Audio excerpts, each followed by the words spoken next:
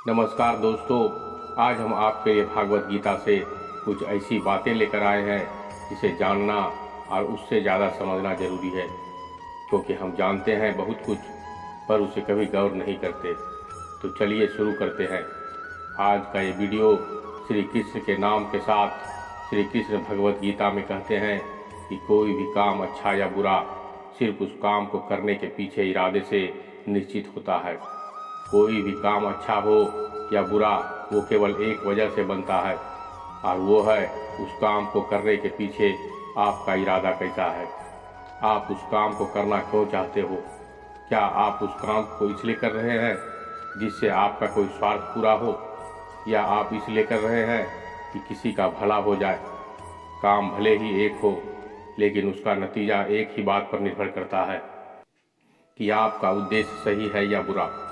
महाभारत के युद्ध में पांडव भी युद्ध कर रहे थे और कौरव भी युद्ध कर रहे थे, लेकिन दोनों के उद्देश्य से बिल्कुल विपरीत। पांडव अपने धर्म के लिए युद्ध कर रहे थे और कौरव अधर्म के लिए युद्ध कर रहे थे। दोनों एक ही मैदान में थे और दोनों ही अपनी अपनी पूरी ताकत के साथ एक दूसरे से लड़ रहे थे, लेकिन दोनों के काम एक होने के बाद भी और मेहनत भी एक होने के बाद भी कौरव हार गए और पांडव जीत गए।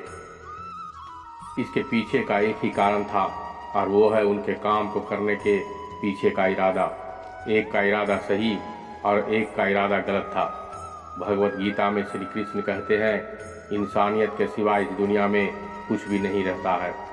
इंसान जब पैदा होता है तो नंगा आता है, और वह मरता है तो ऐसे ही जला दिया जाता है। उसके साथ कुछ भी साथ नहीं जाता। जिंदगी में जो कुछ भी यहाँ आने पर मिला है वो आपको आने से पहले किसी और का था, और जब आप यहाँ से चले जाएंगे तो किसी और का हो जाएगा। जो पैसे आज आपके पास है, नाम आपके पास है, या जिस पोजीशन पर आज आप हैं, उससे पहले उस पोजीशन पर कोई और था। आज भले आपका हो, लेकिन कल कोई और आपसे छीन लेगा। यही सृष्टि का नियम है, और भागवत गीता के सबसे बड़ी सीख जो हर एक पृथ्वीवासी को समझनी चाहिए। तो अगर बदलाव है इस दुनिया का नियम, तो ऐसी कौन सी चीज़ है जो हमेशा रहती है, जो हमारे मरने के बाद भी इस दुनिया में रहेंगी? और वो चीज़ है इंसानियत। सबसे पहले एक अच्छा इंसान बनो, और हर एक मनुष्य उस परमात्मा का अंश है, जो हमारे सीधे तार उस परमात्मा से जुड़े हैं।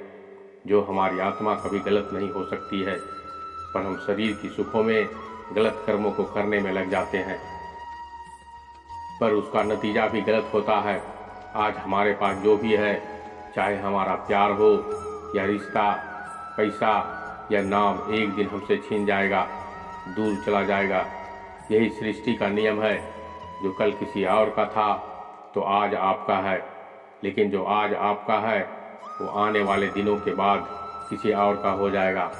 श्रीमद् भगवत गीता में श्री कृष्ण कहते हैं, आप जैसा सोचते हैं वैसा बन जाते हैं। आज आप अपने जीवन में जो भी कुछ हो वो केवल और केवल आपके सोच की वजह से हो।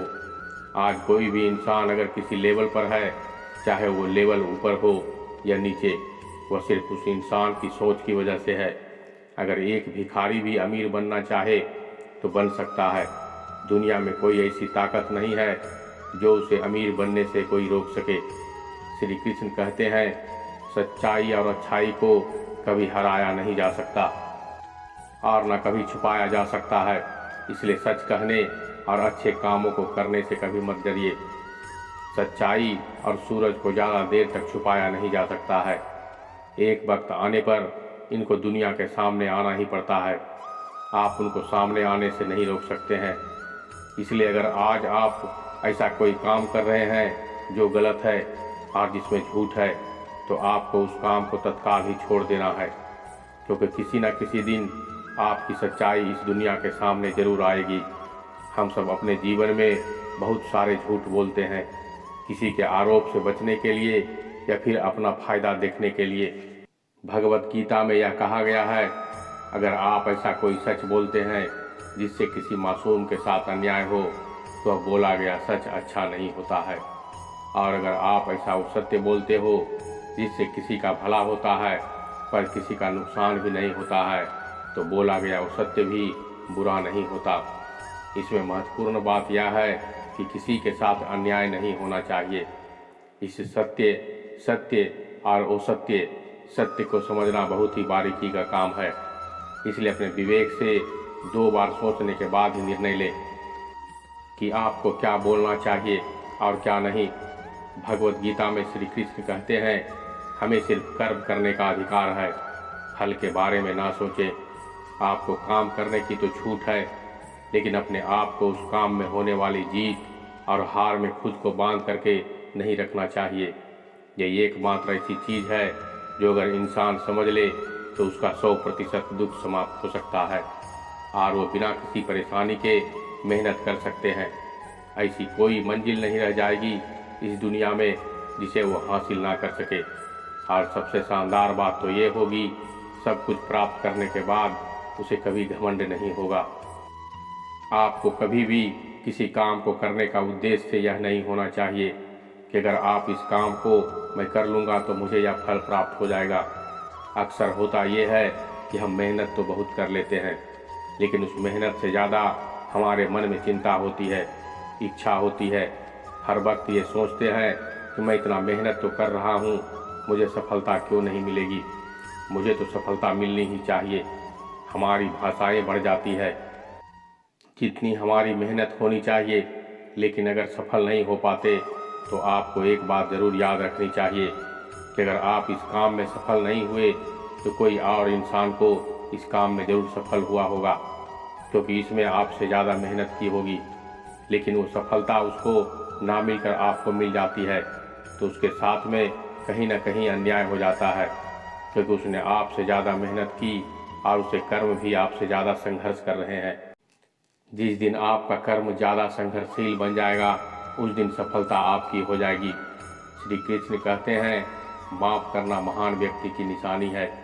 इस दुनिया में सबसे हिम्मत वाले सबसे ज़्यादा हैं। ताकत वाले लोग इंसान होते हैं जो माफ़ करना जानते हैं। एक बार ज़रा सोच कर देखिए कि भगवान को कौन सी चीज़ भगवान बनाती है। श्री भगवत गीता में भगवान श्री कृष्ण जी कहते हैं, चाहे वह कितना भी पापी इंसान क्यों न हो, लेकिन अगर वो अपनी बुरी कर्मों को करना छोड़कर अच्छे कर्म करना शुरू कर दिया तो उसको वो अपना लेते हैं। यानी कि भगवान इस पूरी सृष्टि के मालिक होकर भी इतने नेक दिल और उनके दिल में सबके लिए जगह है और उनके लिए यह सब समान है। माफ़ करना महान व्यक्ति की निशानी है और माफ़ नहीं कर सकता है जो सामने वाले के किसी न किसी नज़र से बड़ा किसी की गलती होने पर उस पर नाराज़ होना या उस पर गुस्सा होना बहुत आसान काम है और ये काम कोई भी इंसान कर सकता है। दोस्तों, हमारा आज का वीडियो यहीं समाप्त होता है, तो मिलते हैं एक और मोटिवेशनल वीडियो में। अगर ये वीडियो थोड़ा भी अच्छा लगा हो तो एक लाइक ज़रूर कर दीजिएगा और हमें कमेंट में अपना सुझाव ज़रूर देने की कोशिश कीजिएगा और अपने दोस्तों तथा रिश्तेदारों को शेयर करना ना भूलिएगा। साथ ही साथ अगर मेरे चैनल से आप जुड़ना चाहते हैं तो मेरे चैनल को ज़रूर सब्सक्राइब कर लीजिएगा। तो मिलते हैं अगली संध्या ठीक 6 बजे एक और ज्ञान भरी बातों के साथ। तब तक के लिए धन्यवाद। जय श्री कृष्ण।